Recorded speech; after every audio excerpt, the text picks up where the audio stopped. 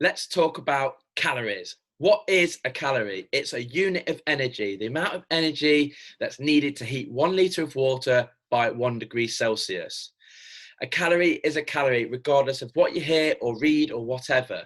And what I mean by that is that your body can only see the calories and the nutrients coming into your body. But if we're just talking about calories here, you could eat 400 calories worth of chocolate or 400 calories worth of salad. You know that the salad's healthier, you know the chocolate's not, but your body's just going to notice that it's just received or consumed 400 calories regardless. Another example is someone can still get grossly overweight eating 100% healthy because they're over consuming calories. And again, going a different extreme, someone can eat just McDonald's, be in a calorie deficit and successfully lose weight and look in great shape. They won't be healthy inside, but they'll still lose the weight. And this is why calories matter, okay? Now, where do we get them from? Protein, 4 calories, carbs, 4 calories, fats, 9, so they're over double, alcohol, 7. Now, interestingly, you've just seen me say protein and carbs have the same amount of calories, which is 4 grams. And you can see now, when we move forward into this slide, why diets that have demonized carbs, that have made us as a society believe that carbs are the culprits that make us fat, when it's not. It's always to do with calories. And the nutrition rule number 3 is focus on your calorie deficit, calories in versus calories out. Now, your calorie needs are based on your goals. Now, there's usually 3 goals that people are going for. It's to maintain, which means stay the same, not change. You've got weight loss, lose weight, drop clothes sizes, or calorie surplus, which helps you either gain muscle, or you might want to just gain weight. You might be too thin. Now, we need to make sure your calories are in alignment with your goals, but I want to focus on maintenance calories first. Maintenance calories is where you consume an amount of calories that you also burn. So, for example, over here, this particular person, through the dotted line, consumes 2,500 calories a day, but they also burn 2,500 calories a day. And that's from sleeping, driving to work, sitting at work, going to boot camp, doing the steps. They burn and consume 2,500 calories a day. Therefore, they will stay exactly the same. Their weight will be fairly stable. There'll be fluctuations on the scales, but if you look on month, year on year, if they were super consistent with this, nothing would change. They would just stay the same. Now, a calorie deficit is where you consume less calories than you burn. Now, most clients that are coming to us initially want to lose some body fat, and this is what we'll be focusing more on through the program. Now, you'll see that calorie deficit is in every diet that we've ever been on, or any good diet. But the problem with diets, it's a short-term quick fix, they're never sustainable, and therefore there's just no point in doing them. But they do get us hooked in, they've got clever words and stuff like that. But they never usually explain they've got a calorie deficit. An Atkins diet is a low carb diet. If you have lower carbs and you can only mainly eat protein and fats, it's going to naturally put you in a calorie deficit. Intermittent fasting, a small eating window. So you might only have 8 hours out of the entire day where you can consume food. Therefore, it's going to put you in a calorie deficit. The 5-2, 2 days of no food, that's mental, calorie deficit. Keto diet, 0 carbs, not one. So many foods consume carbs. It's very, very difficult to do, but it will put you in a calorie deficit. You'll feel rubbish on it. I've tried that before years ago.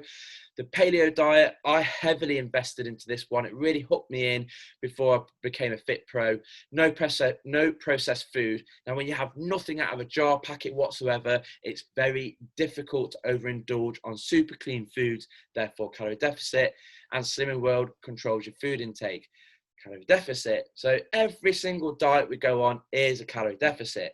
However, let's make things simple and let's just track calories.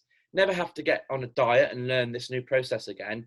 And it's simple. It's like balancing the books with your bank balance. It can be that easy. So a calorie deficit for weight loss. Remember, this person, to maintain, was having 2,500 calories. But what we're going to do for this particular individual, remember, the calories you need is based on your height, weight, and age by our calorie calculator. So this is only an example.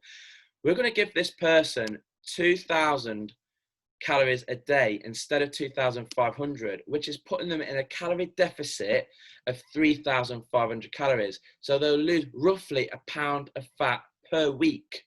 So not a pound of weight, a pound of fat, okay? But that's blooming good, that is. And it's done in such a way where if you drop 500 calories, you'll never feel hungry, especially if you keep your protein high, but you'll be losing that body fat as you go along. So it's perfect. It's an absolute dream. And the best ways, or the ways to create a calorie deficit, is lowering your food intake, increasing your activity, or if you do a combination of both, you're fit, you're healthy, and it's the fastest way to get results. Now, a calorie surplus is usually for someone that's too thin that wants to gain weight, or it could be a bloke that wants to build muscle, or people that have gotten overweight, the 2 to 5 clothes sizes too big, and they, without realizing it, they're in a calorie surplus. They're consuming more calories than they are burning.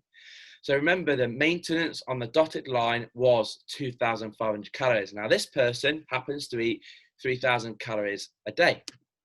They're in a surplus, which means weight gain. They're going to end up getting bigger. Now, this is quite interesting because you could be in quite a small surplus and it might take years for you to gain the weight. And one day, it catches you out with your clothing or whatever. But this is how it's done. You're eating more calories than you should be. And this is how it can go real bad at the weekends. So you've heard, or you've probably been there before, and I've been guilty of it as well, that Monday to Friday were really good.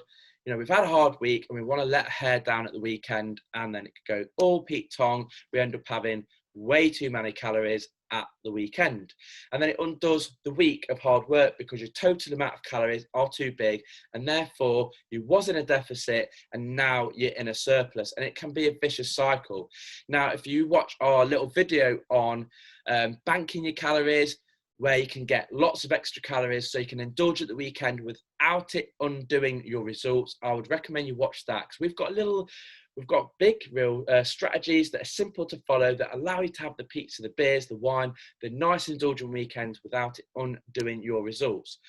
But all you need to know and focus on is that calories matter.